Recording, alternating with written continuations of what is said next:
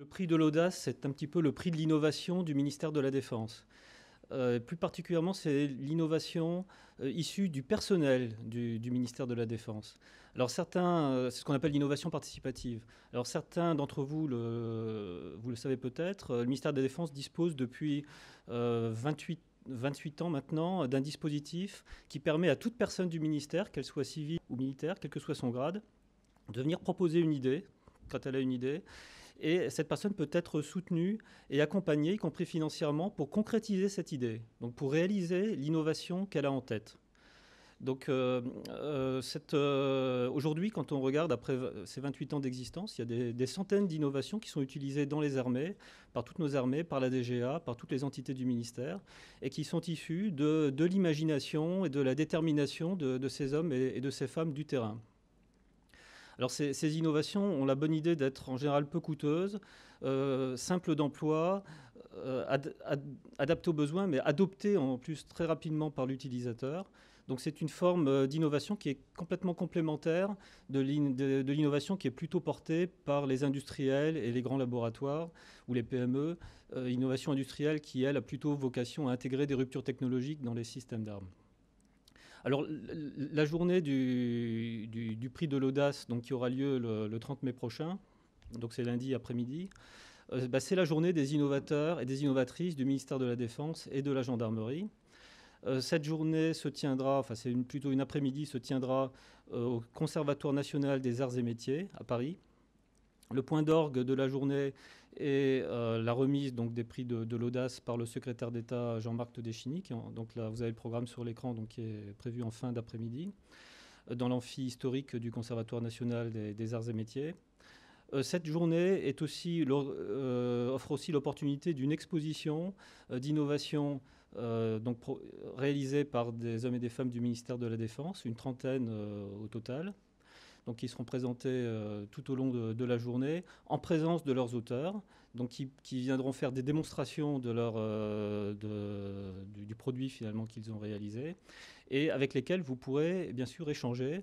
Ils ont beaucoup de choses à dire sur leur histoire personnelle, comment l'idée leur est venue, et ils ont beaucoup à partager dans l'enthousiasme, disons, qui les a conduits à innover.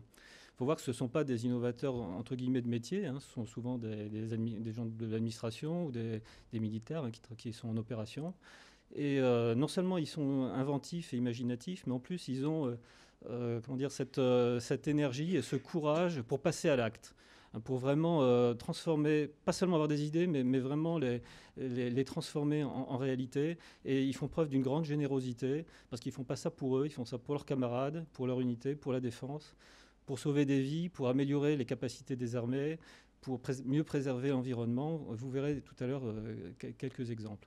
Alors, ils ne travaillent pas tout seuls, ils travaillent aussi avec des entreprises, on le verra tout à l'heure, parce que c'est vrai que c'est un petit peu des géotrouve-tout hein, qui sont surdoués souvent, mais n'empêche que pour des innovations très, très pointues techniquement, ou pour les industrialiser, il y a besoin d'entreprises aussi derrière. Alors, je ne vais pas en dire beaucoup plus sur l'organisation, simplement quelques exemples maintenant pour illustrer mon propos. 5 exemples sur la trentaine d'innovations qui seront présentées.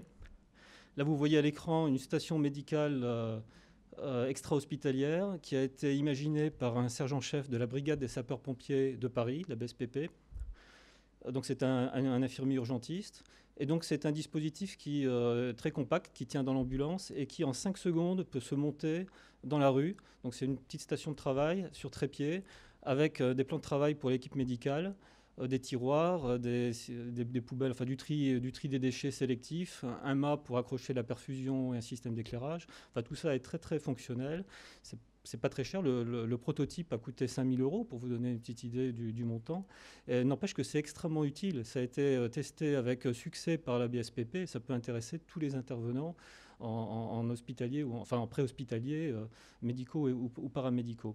Et puis donc si vous venez le 30 mai, il pourra vous raconter comment, à partir de cette idée, il a eu aussi l'idée de créer une entreprise pour développer et commercialiser ce produit qui, de façon étonnante, n'existe absolument pas aujourd'hui dans le monde. Alors, autre exemple, donc dans un tout autre domaine.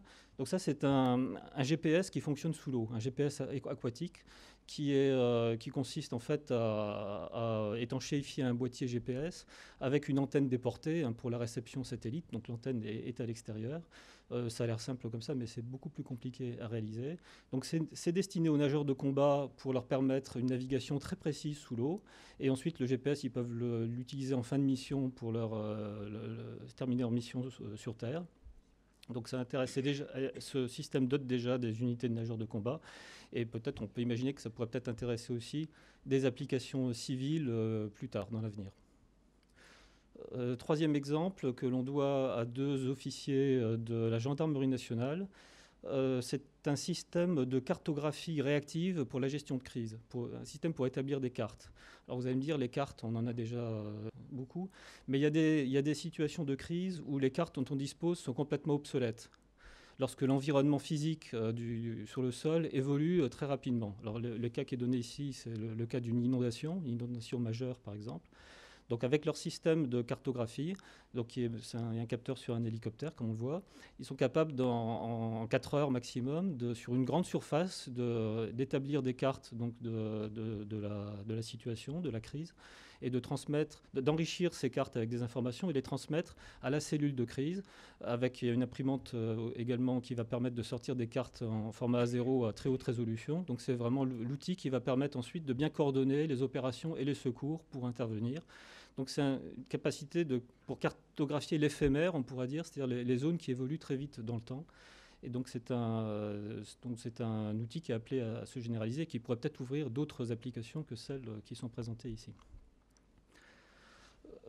Quatrième exemple, c'est l'avant-dernier, que l'on doit à un maître de la Marine nationale qui a réalisé une pince chronométrique pour le déminage. En fait, c'est une pince coupante associée à un système d'horlogerie, donc c'est complètement mécanique, un système d'horlogerie chronométrique qui va permettre de couper les câbles électriques de l'engin explosif improvisé ou de la mine, disons, que l'on veut neutraliser.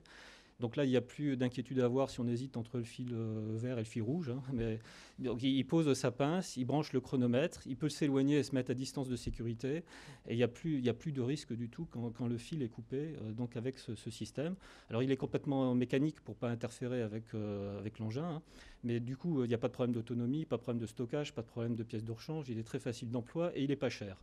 Et donc il a passé un contrat de licence avec une entreprise qui l'a amélioré et qui va le développer et le commercialiser, sachant qu'il est déjà déployé dans certaines unités de démineurs. Donc il peut intéresser la défense, mais aussi le ministère de l'Intérieur, la sécurité civile, etc. Et puis c'est le dernier exemple, capitaine. Donc là c'est un jeu vidéo cette fois-ci. Donc là on change complètement de registre, ce qu'on appelle un serious game, un jeu vidéo sérieux, réalisé par un médecin en chef du service de santé des armées. Donc là, c'est pour former le combattant au sauvetage en combat, c'est-à-dire le former à acquérir les gestes salvateurs lorsqu'au combat, il est confronté à un camarade, un autre soldat qui est blessé. Et donc, en fait, dans ce jeu vidéo 3D, c'est qui est très très réaliste, hein, qui ressemble beaucoup au jeu du commerce, sauf que là, c'est pas pour tuer des gens, c'est pour les sauver. Donc, c'est un jeu extrêmement réaliste où l'apprenant est plongé dans un environnement 3D, il est soumis au stress du combat et il doit intervenir rapidement pour poser des garrots, appeler les secours, etc. Donc, il est noté à la fin sur une grille de score et il peut suivre sa progression. Donc, c'est extrêmement pédagogique, c'est très attrayant pour l'utilisateur, surtout les jeunes. C'est déployé aujourd'hui dans 90% des régiments de l'armée de terre et il connaît un franc succès. Donc voilà, c'était le dernier exemple pour vous donner une idée de la trentaine des innovations qui seront présentées et qui seront donc lundi prochain et que vous pourrez voir en live, si je puis dire. Ce qui est surtout important aussi, j'insiste là-dessus, c'est de rencontrer finalement les auteurs de ces projets, parce que derrière chacun de ces projets, il y a une aventure personnelle qui mérite d'être entendue.